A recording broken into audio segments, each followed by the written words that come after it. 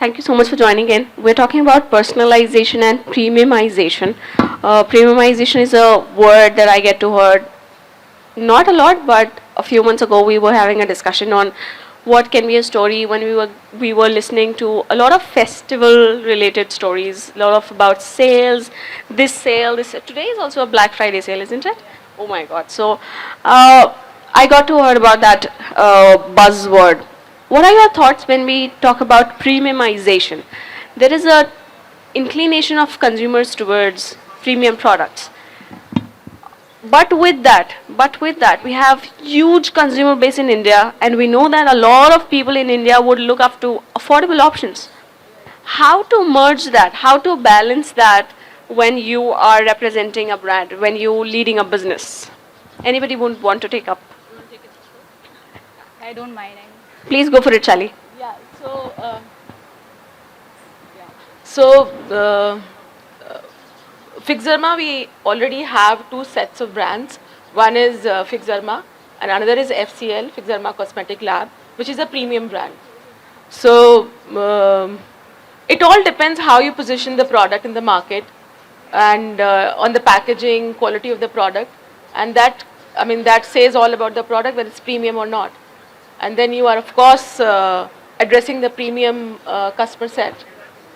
Or maybe you can elaborate more on the question. My point is, when we talk about premiumization, we know that we have more disposable income coming up Yes. in the consumer base, Yes. and we know that we have both set of people who might want to go up to a shop, be it Yes. beauty, be it lifestyle, skincare, merchandise, anything, but he or she would want to spend less. But on the other hand, we have people who have that will to spend more to have the higher quality product. How to balance that? How to address that consumer demand in both of the sets? So I'll just go back a bit. So when we started Fixerma in 2008, and now it's 2023, and we launched this premium range in 2016.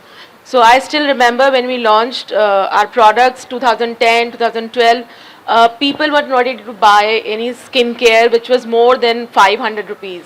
So there was, even the doctors were not ready to prescribe expensive products. The market wasn't ready at all.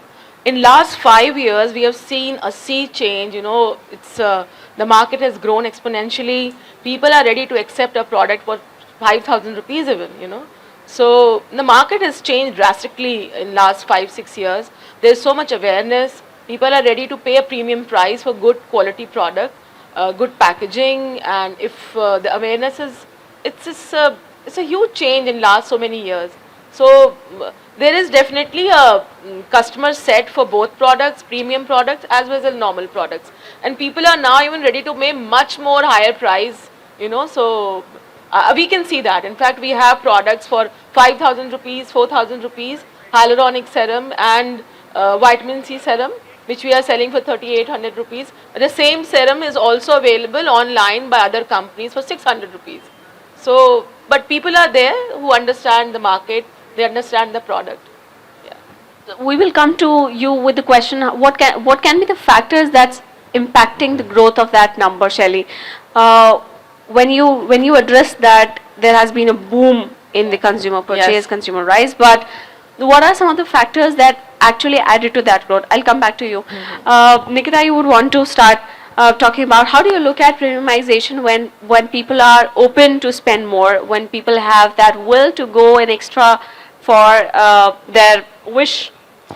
So I was thinking about this topic since morning, and why I will tell you, because us being a jewelry brand, jewelry is a product which, where the premiumness goes hand in hand.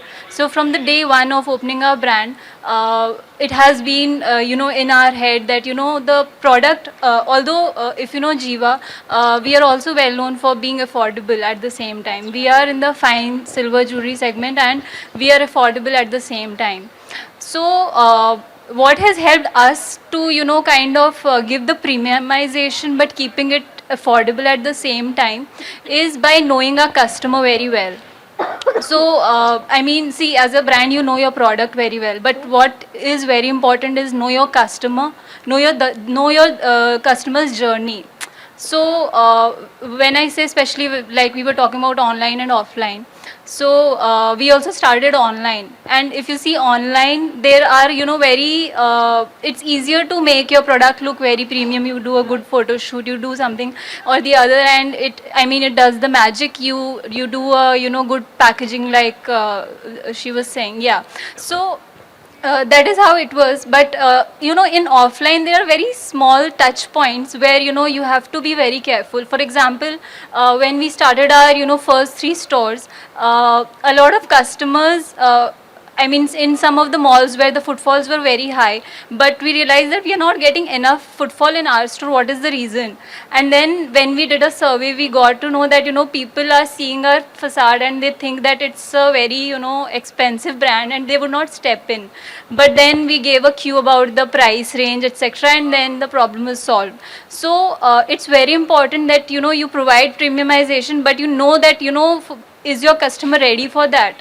Are they looking for that? So don't go above and beyond. Obviously, I mean, premiumization mein you can spend so much. I mean, if you have the money, you can spend so much. But does your customer really need that, is the question. So try to balance that out. And see, and obviously, I mean, when you talk about, I mean, there are some of our collections which are where we spend a little more on the packaging, where we spend a little more on the touch points, like giving a a seed paper or something. I mean, a special touch which speaks about the collection, and we charge premium for it. But the customer won't mind, because that customer in the same brand, you will have different kind of customers coming in. So you have to know all the different kind of customers that you have. So knowing your customer's journey is very important. Fair point, fair point. Yeah. Shelly, what can be the factors that actually added to this boom, to this inclination of customers toward premium products, or let's say the willingness to spend more? What can be the factors? So I think a bit of market was always there, right? But of course, macroeconomic, and there are so many reasons. The market has grown, spending powers has increased. So of course these factors are there. But D2C, I think, has brought a huge change. Earlier, premium products were available only in metro cities, big cities, and there was set of customers who were buying it. But now we see even purchases from 2 tier, 3 tier cities. So definitely, I think the market was there. The customers existed, but awareness was not there. Now I think the awareness and brand India is also getting little popular, which I'm quite happy about, because we are an Indian brand and we have manufacturing in India. We have own manufacturing. So earlier, when we were stepping out of India, exhibiting in so many, like we have exhibitions in so many countries. I still remember we were the only company, loners in so many countries. We were the only company, skincare company. But now we see that there are, we have some company, some friends around from India, and brand India is doing well now. The people have started accepting us. But if I talk 10 years back, Indian skincare was not accepted so well. So, yeah. This is one thing that everybody of you would agree, that India stands at a very, very bright spot today. Nikita, when we talk about online presence, just Siddhant in the discussion before, he said that be channel agnostic, but in our presence, as you are brand founder, the content plays an important role right now, be it online, offline. How do you communicate? How do you represent your brand? Speaks a lot. How and what have been your strategy in order to communicate to your customers when it comes to content? So there are different kind of contents. I mean, if you see the website, the kind of description you write about the product, the name that you choose for your products, all of these are some of the smaller details with which you can actually bring out your brand identity. So first, if you're building a brand, you need to understand that if your brand was a person, then what it is. So try to stick to that. Like if I say that in terms of our jewelry, I mean, we had so many examples new market, right? But then if it was for Jiva, what could be the personality of Jiva? So try to, hammer that into your target audience. For example, we are an everyday, jewelry, everyday wear. So trying to create content around that, be it on your social media, be it on your, performance marketing ads, using these keywords, using these in your SEO, all of these. So this is how you can, in the content first, you have to really stick to your, brand language and the brand identity. And for it's not easy. I mean, I would say that it is very difficult. When we started, you would go haywire, you would try, you would keep trying, something will work, something will not, and you will also be confused like what is the identity. But at the end of it, you will get, and that happens over time, because your customers also help I mean, you create a brand, but after a point your customers also kind of tell you that what you are. So it is a Yeah, but journey. I loved when Shelly nodded. Tell me, what do you have in your mind? So yeah, I mean, she's absolutely right. Creatives and content is a king right now. That's right. So actually, everything depends, especially in the D2C space. Everything depends upon how good your creatives are, how good your content is, how good your storytelling is. But still, maybe you can call me an old school entrepreneur. We still believe quality is extremely important. Eventually, when the product reaches the customer, so your storytelling ends online, right? But the product has to reach the customer, and the quality and the packaging and efficacy of the product speaks about it.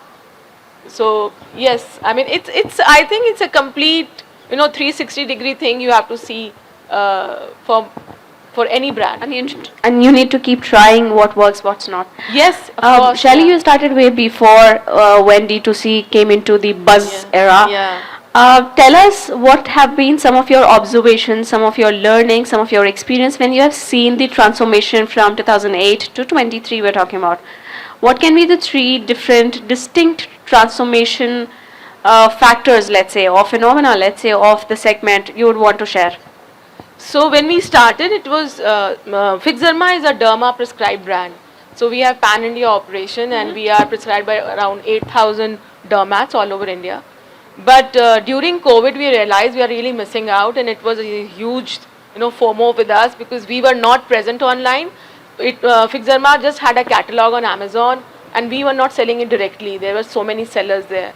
So we figured out during COVID, and we started our D2C journey. It's a very good journey. I mean, we saw exponential growth because derma segment, when you are selling through doctors or exports, you can't grow at a very fast pace. There is, it's a slow growth. But D2C, you can grow exponentially. I mean, the graph goes like this. But right now, the market is definitely very cluttered, confused. There are too many brands online, and everyone is coming without doing, I think, much of a research, not doing much of a data, they should check before they enter, because see, it's an easy entry.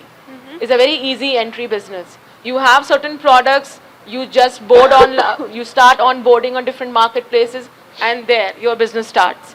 But then sustaining the business, doing a profitable business, I think not many people do that homework properly. And getting a private label done is another very easy way. Just meet somebody and ask 10 products, they'll make it in your brand, and thus you just jump online. And then I've seen many brands not able to sustain. That's right. So yeah, the market has changed in last 5-6 years, Indian market. But at the same time, the customer set has also increased. So that's one good thing. So if the competition increases, it means customers are also increasing. So it's good for the business. That's right. If you talked about sustaining a business, which is a very important factor right now, it's all across. It's sector agnostic, be it any entrepreneur, any startup. Everybody is looking at profitability right now, sustainability of the business right now, because that's what matters. And every investor is operating right now with a very high rigor. And there is still dryness when it comes to funding. You got funds from Azim Premji Ventures, if I'm not wrong. What have been your strategy like with funds, with less of burdening, with sustainability, looking forward to your profitability? What have been your strategy of running a business? So, I mean, be it with help of funding or without it, the first strategy has always been that, how can we improvise on the quality of the product. So, whenever we are, the idea is always to, kind of, because there is always, we are still, we are a 5 year, 4.5 year old brand, and we are still, we get to know a lot of things about our products, where at this moment we are trying to, kind of improvise on that. So that is because at the end your product is something that is going to help you to become anything, like be it sustainable, be it famous or whatever. So that is one thing. The other thing was, because we were online first brand. So when we started offline last year 2022, the funding of this round was, majorly to expand offline, and we want to grow very fast. So that is why, we started last year, and today we have 85 plus stores all over India. So it is an aggressive, and you can call. That was a strategy, right? Yeah, that was the strategy. So why we wanted to grow so aggressively is because, online we knew that, this is a sector where people, there is less competition right now, and if we do not expand, at this pace, someone can come in and, they can obviously take. I get this sentiment. Yeah. Because when we talk about let's say skincare, beauty, it's a hugely cluttered space, and a lot of brands are coming up with their own niches. Yes, I don't know how do you look at the niches, but when I read about them, when I talk to them, I really cannot figure out a huge distinction between both of them. So this is still yet to be figured out. What is the formula? What is the plan? What is the strategy for the startups to grow ahead? But anything Shelly would want to talk about on how entrepreneurs are coming up with their niches, but how would that help? Would that be not complicated in, let's say, in shrinking the consumer base? I'm not too sure, but how do you look at it? So you won't believe there are around 30,000 companies right now on different marketplaces in beauty category. So that's a crazy that's a crazy number. So when any customer is searching for, let's say, a sunscreen, there are thousands of sunscreens pop up, right? And they have the same claims. They all claim to be SPF 50 with all those. They cut, copy, paste. A lot of things are going on. So how they are going to sustain? I think one answer to it is omni-channel. So you have to be present in different spots. Only being a D2C company is not going to solve your problems, like especially the profit part. So I think she's right that having stores is going to help in future. But I don't think you should be insecure about the brand. If the brand is good, the product is good, it's going to stay. And we have a huge customer base. So I don't see a shrinking of customer or customer is a problem. You should have 100% faith in your product. And in the last session, he said that you should come out with a product which you use. It's a very important, I think it's like a mantra one should follow, that if you are using your own products, it means the product is good, especially on your face. Are you using one right now? Yes. No. Even I do use Fix Derma sunscreen. Thank you so much. Yeah. So, and the market is, especially the skincare market, huge growth. It's growing around 20-25% year on year in India right now. So we are still at a very nascent stage. There's a long way to go. If you check Southeast Asian countries, we are way behind.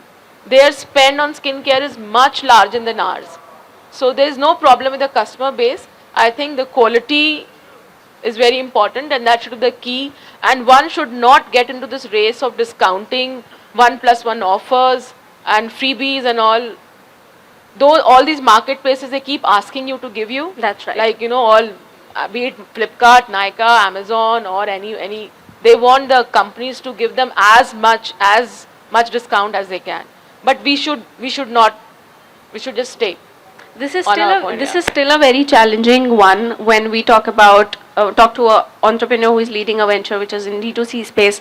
Is D2C directly from the website more sustainable, more efficient, or via marketplace? It's still a question, because a lot of founders, you have a stand on that, but a lot of founders are also from the opposite end, and it's still unsolved.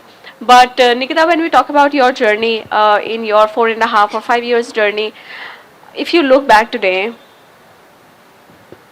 had there any chance, any story, any instance when you felt that you right now need to stop or you might break down? What's happening? Any story of, let's say, disbelief would be a very strong word, but any moment of uh, demotivation that, oh my god, this is not going to work? Uh, Fortunately, अभी तक तो नहीं हुआ है. That's so good to listen. That's so good to listen. Yeah, because I think we have just started, and you know, when we started, why I'll tell you, like 2019 we started, and immediately COVID happened. So that was the time when we got a lot of, you know, opportunity to build our, you know, website better. And I mean, market was very down, and then we tried to build ourselves, build our personality during that time, and then online was the only thing that started first. So that kind of helped us, okay, to grow. And then as soon as we knew the market is open now, we started, you know, going offline. And I mean, I would say that we, in our adversity, we kind of, you know, took advantage of that opportunity. And When was the first store? it was 2022. 2022. Yeah, but the work obviously started, you know, Way before that, yeah. before that. And yeah, I think, I mean, now is the point where we are, you know, really, I mean, offline growth, like, you know, the previous panelist was saying, it is a huge challenge. It is. And I mean, you can imagine going from 3 stores last year to 85 stores today. It is, the pressure on the team is massive. And, you know, because mostly because here, you know, you are dependent on so many external people here. That's right. And, you know, like they were saying that the malls have their own, you know, I don't want to use any other words, but everyone has their own rules and regulations, which can be very, yeah, challenging. You have something in your head about your brand, like you were saying about marketplaces, that, you know, they want deep discounts, you don't want to give them. Similarly, we face challenges with the malls. And initially it was even more challenging when, you know, when we had 0 stores, to convince them that, you know, we are capable of getting a space at your mall, that too the good ones. So that is always, I mean, space is a very big challenge today also. So right now in the journey of figuring out the algorithm of offline D2C, let's say, Shelly, if you can highlight how is algorithm working in online from last 2 to 3 years? What are some of the factors that's impacting the sales, let's say the customer retention? When we talk about CAC, customer acquisition cost, that's huge, and that's a problem for every entrepreneur all across when I talk to them. How to address that? What can be the good way to address that, balance that very sustainably, very efficiently? It's a $1 million question, actually. It's not easy, of course, but I very strongly believe that, you know, I don't know why everybody is after scaling, which I am not in favor of. Not every brand should think of scaling. If you are doing a sustainable, profitable business, why not keep doing it? Why you have to reach from this level to that level and that to why, you know, why you have this FOMO thing, and that this company is doing so well, why I'm not doing that well? I mean, you can just be a sustainable brand. You have to stay in the, you know, in the race and be profitable. That's it. Why? See, the problem comes when all these brands try to scale, try to go from, you know, point A to point D, and, you know, just jumping BCE points. They want to do it everything very fast. This is, I think, is the problem with the most of the company. It's not about the challenges are everywhere. If you have an offline store, if you start exporting, if you start manufacturing for others, or let's say an OTC business or going to GTMT stores, the problems are everywhere. It's not just D2C, right? So you have to think how you have to go about the business. You can go, there is no elevator to success. You have to take stairs and go step by step. You clearly is an old school entrepreneur. Yeah. Clearly you are the one. You are the one who's absolutely old school, but that's what works. And when I talk to a lot of entrepreneurs, a lot of investors as a part of my job, they always suggest, they always recommend to slow down, go back to your drawing board. What's wrong? See, take one step at a time. Sorry to interrupt. Go for but it. investors are also at fault because they have just realized that they've burned their That's fingers. right, that's so right. now they are saying that the companies have to be profitable. Earlier, they only focused on top line growth. They were, after them that you have to scale up. Top line growth is very important. Now they realize that they have lost a lot of money. So 2020 So, and 2021 yes. were the years when this happened Yes, actually. yes. So I am strong believer that even the D2C companies can do very well, but they have to abide by the rules That's of right. a fundamental business, how a business is done. I can see They all Nikita can survive. nodding. Please join This us. is my they What all would you can say? survive Because well. everybody would agree to this point, right? We need to take a single step at a time. We can't go crazy with burning a lot of cash that has come in from funding. Maybe this applies to all of the brands all across, irrespective of the segment. Do you want to add to it? No, I was just saying that I totally agree with what she's saying, and at the end of the day, I think that it's an investor's job to put that kind of pressure on the brand. But as the founder or the maker of the brand, you should always be mindful that what is Yes. possible for you, Yes. what is going to be sustainable for you. Right. Being profitable or even break even is not going to happen on day one. So Right. you have to make your roadmap and follow it, but do it consistently. Yes. That is yes. what's going to help. Consistency is the key. Yes. Shelly, when you started back in 2008, 7, and 10, your 10, 10, 10, sorry, yeah. 10, let's say, what were your thought? What was your thought? What was your vision for fixed derma? What was the position you thought about? ऐसा होना चाहिए fixed derma. ऐसा होना चाहिए fixed derma. So as what was an- that then, and what's now? So as an entrepreneur, see, we all have big dreams.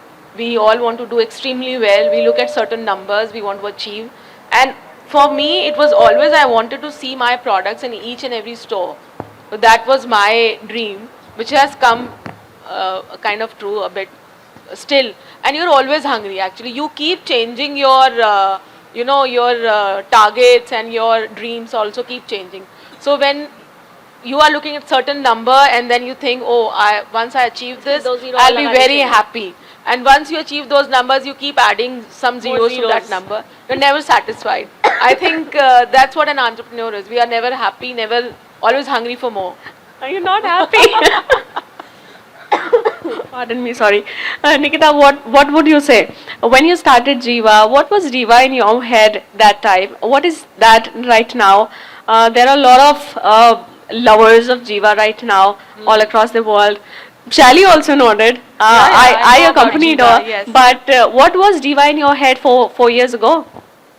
So Jiva 4 years ago was something that one thing that we have been telling everyone since day one is ki women love to dress up, and the women of today they want to have a matching jewelry for every new dress that she has. So we want to make it jewelry so accessible to them that it becomes a add-on to their to their great look, how they dress up. And that is something that I see today, and I still see a lot of scope of it growing up. So that we have been able to do with a fast growth of offline as well. So it just makes us happy. And I mean, I would not say that there are two very big dreams or something like that, but what we have seen, just being grateful to that. And the idea is to add more zeros. I agree. I need to think about it tonight, right? Maybe अपने dream में extra zeros add करके देखती हूँ what more need to be done. Uh, sorry. When we look ahead, when we look at next year, how do you look at D2C growth story in India? We know that it's in a very bright spot, but can you highlight 3 factors that needs to be done from the entrepreneur standpoint to add to this growth story? Let's say GDP, economy. It's a continuous growth. You're already doing it, but what would get added in the next year? So, India is a story right now, all over the world. You are sitting in the right spot, right place, right time. So, as an entrepreneur now, you need to be consistent, sustainable, and a profitable company to go long. think Consistent, sustainable, and profitable. profitable. Yeah, if you have to think long, like Any long piece of time advice you vision. would add to it that can be workable, actionable advice to younger entrepreneurs who are in D2C space? See, actually, unfortunately, around more than 95% or maybe 90% of the companies are not profitable online. It's actually really quite unfortunate. The data is there, the numbers are there everywhere. Uh, I think all the owners should sit back, look at their numbers properly, again, and not look at scaling very fast, and maybe focus more on the quality. And yeah, I think they can do well, and maybe focus on certain, they should focus on what is the USP of their company, and maybe focus on that and just keep moving. Slow, steady, and sustainable growth. Because Yeah, again, business is all about resilience. that's right. That's Yeah. right. A huge point to So, add to. yeah. Yeah, Nikita. Nothing new here, but I would say that know your product, know your audience, and target them since day one. Try to, be very clear in your head that what you are going to start. Don't just like she was saying, don't just copy paste. You know that what is the USP of your product, and then just the product market fit should be something that should be studied before, and then thinking of expanding or scaling or whatever, but be that very clear about what you are selling and who your audience is. That's right, and I wish you all the very best. You would have many more lovers of Jiva and Fixed Derma as well. Thank you so much for making time for this. I love this discussion. Thank you so much. Thank you. Thank you for having us. Sorry. My apologies. Go for it, please. Lot of thousand brands are here. 30,000. 30,000, whatever. So can't you take up with this stethoscope? Sorry, we can't. Drugs standard authority, the regulatory body of this cosmetic body. See, we have, definitely. Organized brand. Cosmetic and drug departments is definitely there, and they are looking at it, but I think they don't have the bandwidth to handle the D2C brands. It's a huge brands out there. They are coming out with few regulations that you cannot make false claims, because I think you read a day before only about Patanjali. Supreme Court has sent them a letter that they can't make false claims. So they are definitely trying their best to control it, but still we have to go a long way. You rightly said we have to concern on the quality of the products. Now you see Head and Shoulder, Johnson Baby Powder, these are banned. You know the reason? The zinc of the chemical that we are using banned there, prohibited there, we are using here in India. Yes, of course. No one is controlling body. How can we control that? We are talking about marketing products.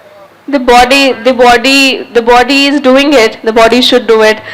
You can connect with her offline. Thank you so much for the panel Thank discussion. you. Thank you.